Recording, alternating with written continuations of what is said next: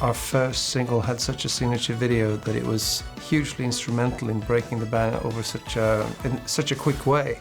My first thing was, okay, we're going to have a big animation video that has got to have an impact. It's got to have some kind of motivation.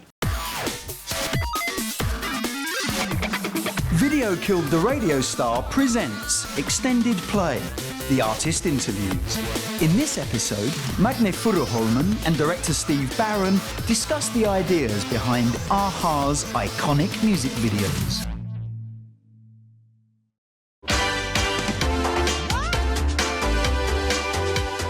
We came from a background in Norway of playing in a band together, which was much less focused on presenting ourselves visually. I don't think we really had an idea of how important it could be and how important it would become for us. I think all the videos that I did with them, all of them, I'm more proud of than probably all the other videos, actually.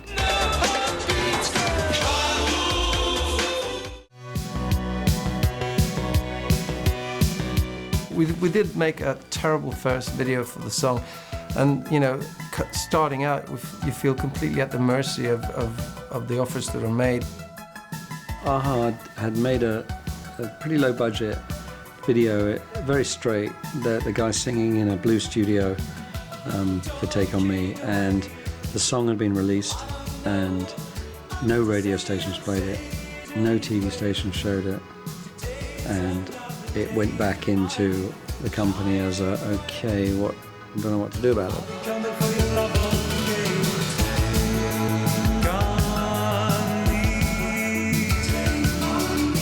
It was just, there was no idea behind it. It was just, I think it was just kind of like one of those really bad things where you just say, oh, we must have a video, and just stick a camera in front of a band and see what happens.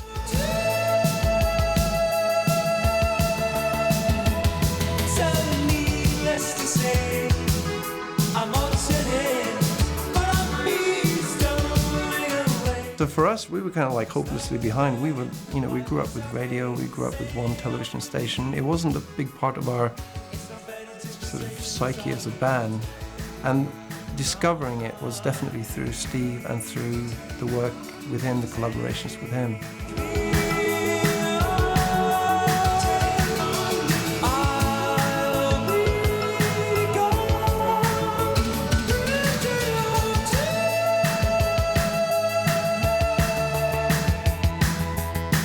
Jeff Ayeroff at Warner's said, no, this song is great.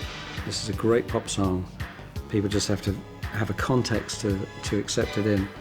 These are really, really good-looking guys. They could be pop stars. Well, I'm not going to leave it at that. He said, we've got to rethink this. We've got to make a classic video. We've got to put real money into it. And they came along with £100,000. I think it was the same as like Dire Straits.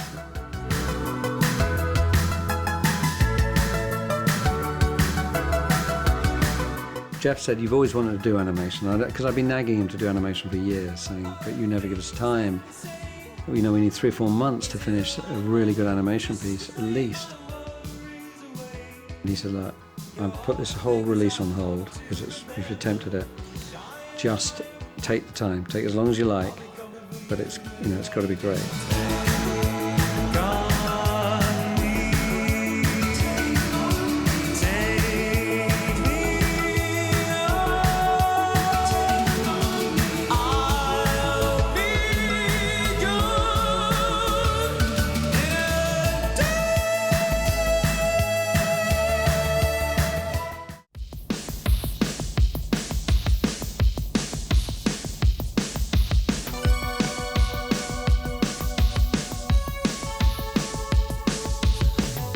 Take On Me was the talents of Steve combined with the talents of Michael Patterson, who had the kind of rotoscope drawing style. It sounds almost unbelievable with today's technology, but there was a full day of shooting of photography of us dressed in the helmets and whizzing around this racetrack. It doesn't matter how good the animation looks.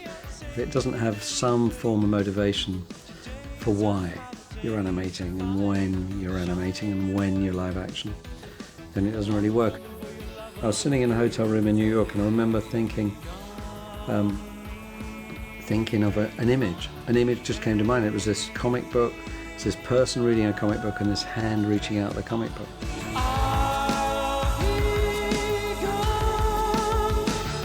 Everything had to be shot, live action or stills, so that it would all marry the look together. We shot a couple of days with the director of photography was Peter MacDonald, and shot for a couple of days in London and found a cafe on a corner of a street. I think Take On Me was 3 production days, if I'm not mistaken. And then there was a staggering amount of post work because all the drawings were done by hand. Literally blown up, and I think 14 drawings a second, and 2.5 minutes. That's quite a few thousand hand-drawn images. The record company had given us quite a few months, but we needed more months to finish it, and they had promised it and shown little clips of it to all their retailers, and he went slightly against his word, Jeff, and said, you know what, I do need it now, I can't wait forever. You've got to give it to me now. And we had to do a version that I still see, much to my horror, on the odd channel, which has got about 5 shots that were digitally put together instead of the animation and the live action being married in a film optical way. And I think that's one of the reasons why it's such a classic, is that you sense that work. It's not done on a computer. There's something in there that just kind of gives it that handmade look that just isn't done today.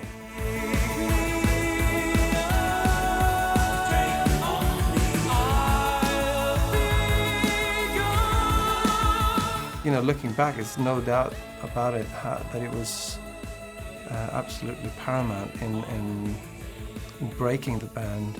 In our case, the video became so at the forefront of everyone's mind when they talked about A-ha. It was always that video.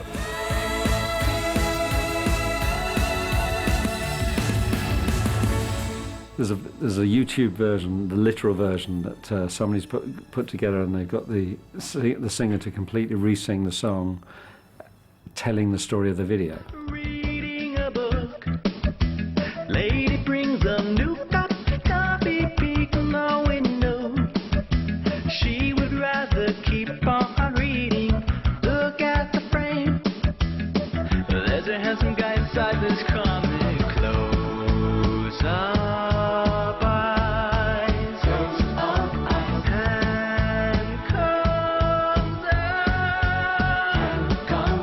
Of course, we worked so hard in those days to not be literal, and now here 20 years later, people are out there saying it's got to be literal, and we're going to show it literally. As far as I know, I'm never recognised for being in this thing until I point it out to people and say, that A-ha video, I'm in it, and then they look at it again and go, bloody hell, yeah, it's you, as if it's kind of some great revelation.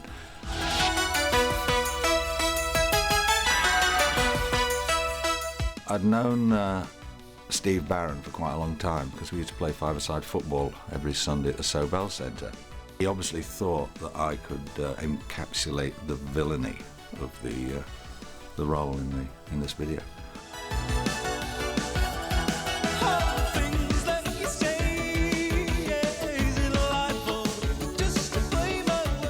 It was very hard when we were doing it to envisage quite what it would look like. It's a very unusual, very distinctive thing that happens in this video, and I had no idea, although it was kind of explained what was happening. I didn't really understand how the effect of it or how it would work.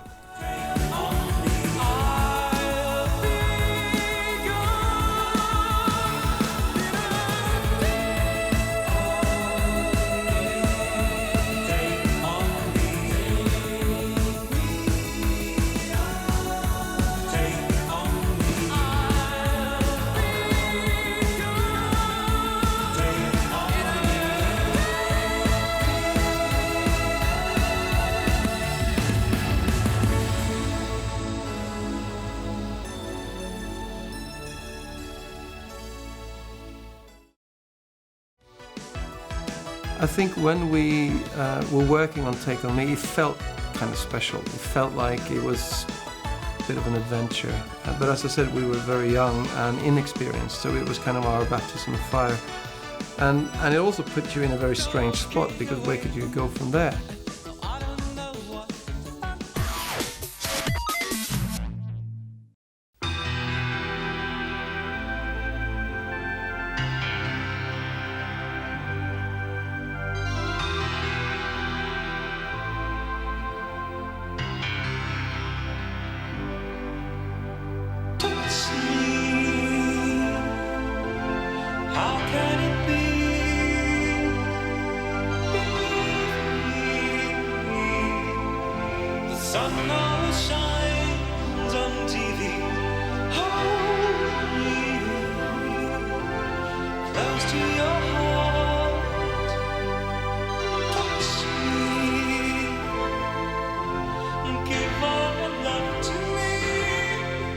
At that point, we were just enjoying, you know, the kind of buzz and energy around it, and there was a lot of money in videos. There was a lot of time spent making them. It's like being part of making movies, which was exciting.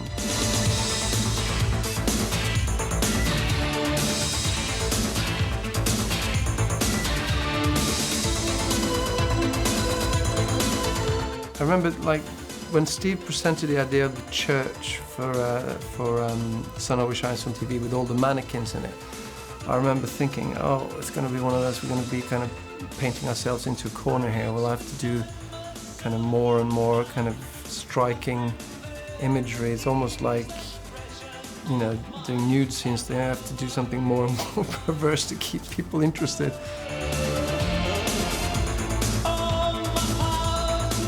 I remember thinking that, you know, we're losing out a little bit on the creative potential of the medium, and just going for like the big productions and the big, you know, striking images.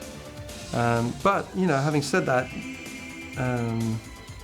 I still think that's a pretty good, damn good video too.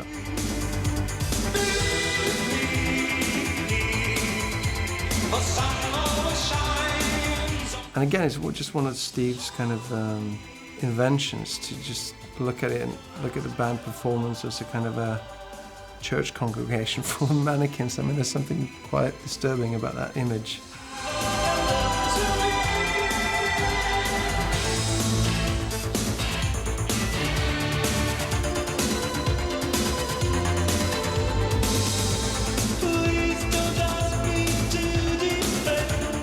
You have so many pictures in your head when you make the song, and you use that pictorial references all the time. When you're recording a song in the studio, you kind of use imagery to try to conjure up where you want to go with it, and what you're seeing, what you want to hear.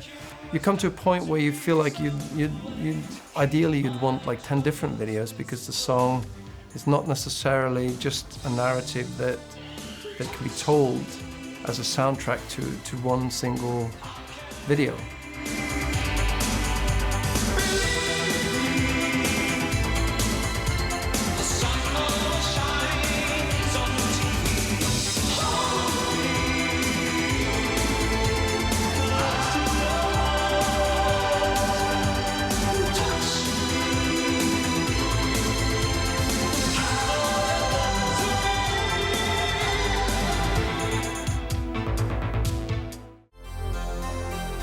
We sit and watch umbrellas fly. I'm trying to keep my newspaper dry. I think one of the first videos that we were really involved with in terms of concept and everything was Manhattan Skyline. We were starting to recognize how important videos were, how much they colored the way you were perceived. It didn't seem like it was going to be important growing up with music. We cared about the songs, we cared about the music. We didn't really think about the videos. I don't think we were wise to that starting out. It was just another promotional tool.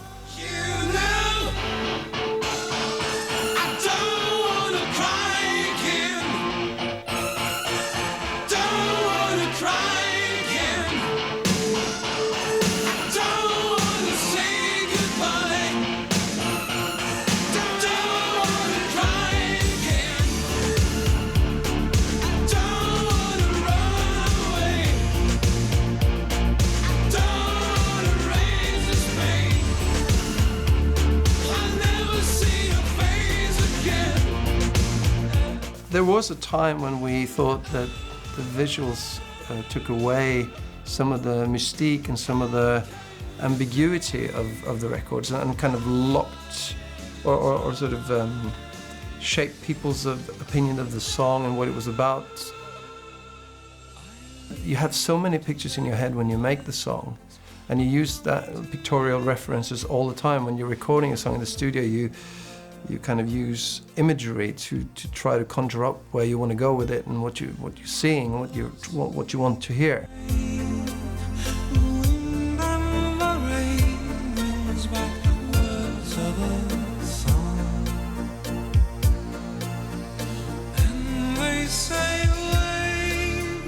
You know, that became a more a bigger deal for us, the creative side of the video and video as a creative outlet. You come to a point where you feel like ideally you'd want like 10 different videos, because the song is not necessarily just a narrative that can be told as a soundtrack to one single video.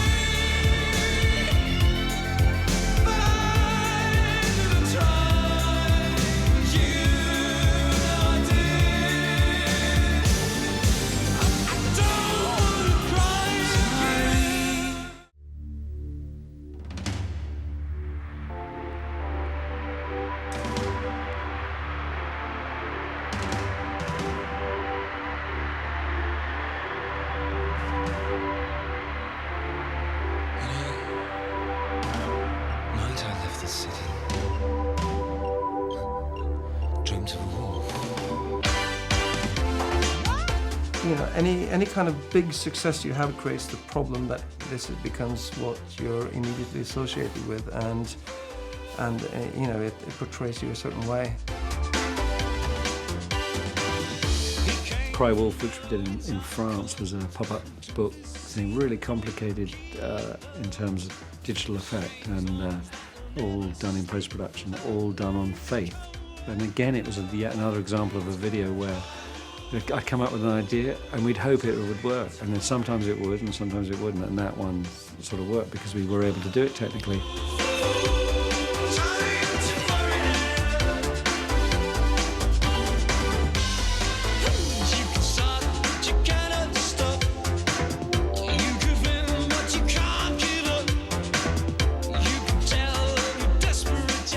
That was the great feeling of starting to work with Steve, was that all of a sudden there was something you could get excited about. You were making something, something that felt new, fresh, original, and exciting.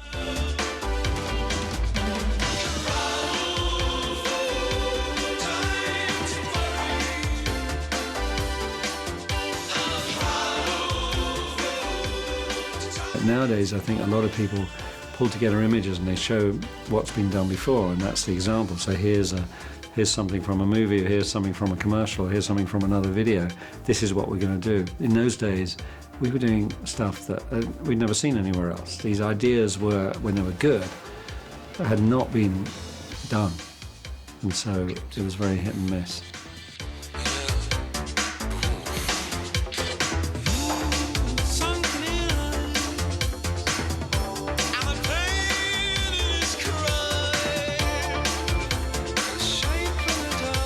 There would sometimes be a feeling that he would tap into the song's kind of restlessness or the song's motivating factor, and he'd come up with totally different imagery, but it would correlate to how you felt about the song one way or another.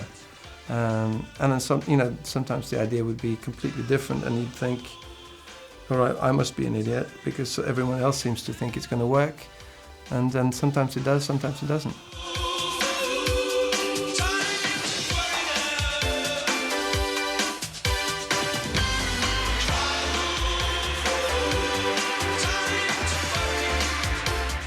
A lot of the songs weren't big hits, but we were able to be, I don't know, they sort of inspired a real creativity.